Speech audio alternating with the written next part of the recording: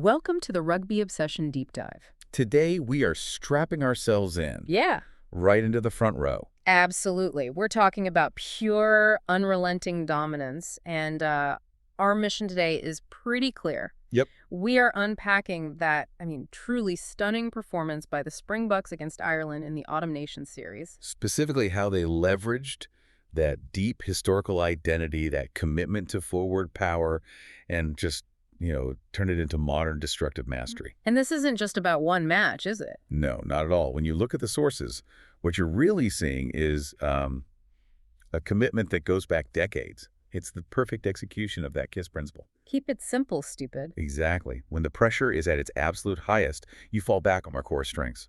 And for South Africa, that has always been the scrum. Right. And if you love this kind of deep dive, breaking down what separates the great from the truly ruthless, you really need to subscribe to Rugby Obsession now. Yeah, don't miss out. Join us so you don't miss these future analyses. What's so fascinating here is just how deep this strategy runs. It's almost proverbial for them. You're talking about that telegram. I am. We go all the way back to 1937. The famous telegram sent by Paula Polroos to the Springboks in New Zealand. And it just said, 3 words, scrum, scrum, scrum. Simple, direct, and it is still their North Star. okay, so let's unpack this modern mauling. That history meets the Aviva Stadium, and the result was just, staggering. They were actively looking for the scrum, weren't they? Oh, they were hunting for it. The statistics are just brutal evidence of their intention. How so? Well, the sources show the average number of scrums in the Rugby Championship was about 12.6 per game. Right. A dozen or so. Standard. At the Aviva. The Springboks had 15 feeds alone. They were manufacturing situations to get to a scrum. And Ireland just couldn't handle that self-inflicted pressure. Not at all. Give us a damage report. It was a massive 8 scrum penalties conceded by Ireland. And the critical part, What's that? every single one was given up at loose head. Wow. All on one position. 4 by the starter, Andrew Porter, and then 4 by his replacement, Paddy McCarthy.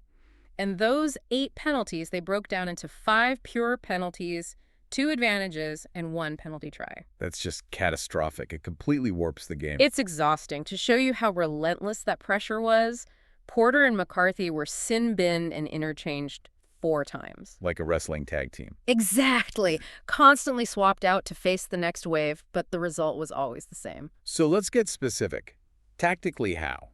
How do you achieve that level of dominance where penalties become inevitable? This is where the real technical genius comes in. It boils down to a master stroke, what the sources are calling the 3-on-2 strategy. Okay, break that down for us. The Springbok tight head, Thomas du Toit, he sets up on a slight inward angle. He's not driving straight. Great. He's exploiting Andrew Porter's tendency to swing his hips out to the left when he's under pressure.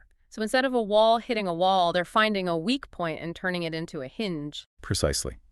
By angling in, du Toit creates a gap between Porter and the Irish hooker. The whole box scrum, the tank, just rolls right through that space. Leaving the loose head completely stranded. Stranded on the side. And it's not about cheating. It's about superior geometry and leverage. But aren't they, flirting with the laws by angling in like that? Well, that's where the key decision maker comes in. The hooker, Malcolm Marx. He decides the direction of travel. Often he'll choose to drive left to attack Ireland's best tight head, Todd Furlong. Which isolates Porter even more. Puts him under maximum stress. And then, crucially, it's all reinforced by perception. And the dominance didn't stop with the substitutions. No, it arguably got worse for Ireland. The decision to bring on the 144-kilogram Wilco Lou for du Toit just before halftime. One source called it a savage introduction for the young McCarthy. It's a nightmare scenario. Oh. Lou is a totally different shape, lower, wider. And this leads right back to the referee's perception. Earning the right to the benefit of the doubt? It's exactly. Once referee Matthew Carley's perception was set that the Irish loose head was under illegal pressure or just losing the battle, all the 50-50 collapses for the rest of the match went South Africa's way. They earned that mental edge through sheer physical dominance. Okay, this is where it gets really interesting for me. Connecting this modern tactical genius to the ghosts of 1937. It's the origin story of their structural innovation. That 37 tour was monumental. It was the last time they beat the All Blacks at Eden Park, right? And the only series win in New Zealand. That's the one. And their identity was this amazing blend of power and cultural openness. You had the captain, Philip Nell, a farmer fluent in Zulu. Described as Saya Khalees's enlightened spiritual doppelganger. And they responded to the haka. With their own performance. Yep, the Jimilioji war dance. Yeah. It was a cultural statement showing respect while absolutely asserting their own presence. And structurally, what was their big innovation? It was the formation itself. They introduced the world to the 3-4-1 scrum. Moving the wing forwards to pack outside the props. Exactly, replacing the old 3-2-3. It fundamentally changed where the leverage was applied, turning the pack into this 8-man shoving machine. We always hear about the big props, but who was the brain behind it all back then? That would be the 92-kilo hooker Jan Lotz, the brains of the scrum. And he was famous for, what, scrummaging against trees? Literally. The sources say he trained against thick baobab and jaggelberry trees. That is dedication. But wait, 92 kilograms? Today, he'd be a flanker. Right. It just underscores that technique and cohesion were prioritized over sheer size. He was a micromanager. We have this quote of his dialogue before a scrum. What would he say? He'd be calibrating his pack. Kom ferdig je tukni, Philip ek wil meer van jou fanny, kom navna my toe. So he's calling out his props, his captain, his lock. He's getting every little bit of weight distribution perfect. Yeah. And only when it was perfect, he'd say, "News on reg. Okay, now we're ready." And the opposition knew it. Oh, yeah. The rival all-black hooker, Artie Lambourne, admitted they were a scrumming machine. Yeah. Tight as a drum, they just wore us down. The philosophy is identical across the decades. Okay, let's pause right there. So the Springboks today are using a strategy that is, every bit as impressive and historically resonant as those 1937 innovations. That's the crux of it. This isn't just brute force, it's intelligent, purposeful power built on a history of excellence. And if you are enjoying this blend of history and tactics, please make sure you subscribe to Rugby Obsession right now. We love bringing you these insights. And that history needs a modern executor. Let's talk about that modern hero, Malcolm Marx. The sources are highlighting him as fully deserving of the World Player of the Year award. He's the modern Jan Lotz. He's been phenomenal, especially stepping up without Mbalambi and Wessels. He averaged 70 minutes a game over the Rugby Championship and key matches. But more importantly, his line-out throwing. He has completely erased any doubts there. What was his success rate in Dublin? 100%. On 6 throws to the 15-meter line or beyond. These weren't easy short throws. And that accuracy, what does it enable? It enables quick midfield access. By securing that deep ball, they can get it to Peter Steph du Toit at the back, instantly stretching the Irish defense.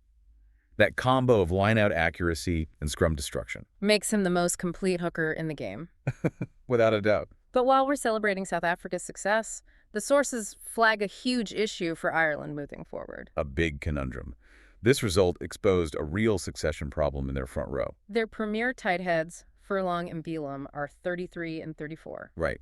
And behind them you have talent, but it's described as green, unproven promise. That's a huge age gap, 9 or 10 years. It feels like more than bad luck. It does. The average age of the top 3 is 32. The prospects average 23. One source says a whole generation has gone missing in the development pipeline for that critical position. Which leads us to that perennial debate about the scrum laws themselves. We see it in the comments all the time. The debate about being pushed back or not straight feeds. So what's the take on interpreting those laws to, deal with this kind of dominance? The sources raise a good point. The laws themselves are generally fine. It's the interpretation that gets messy.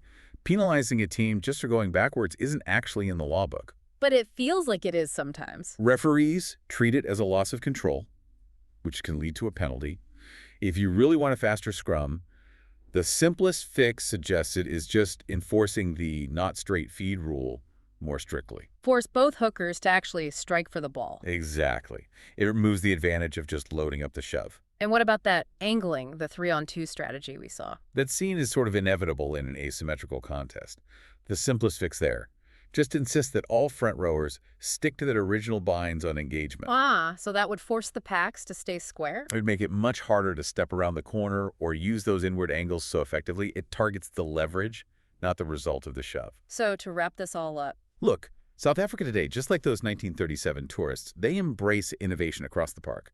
But when all else fails, they have the scrum. It's their ultimate simple strength, and it secures their status as worthy successors. What a statement. A truly destructive scrum performance. So we want to hear what you think. Was that Springbok scrum truly unplayable? Or is Ireland's front row future less precarious than it looks? Let us know your thoughts. We'd love to hear them. And don't forget to subscribe to Rugby Obsession and share this deep dive with fellow fans.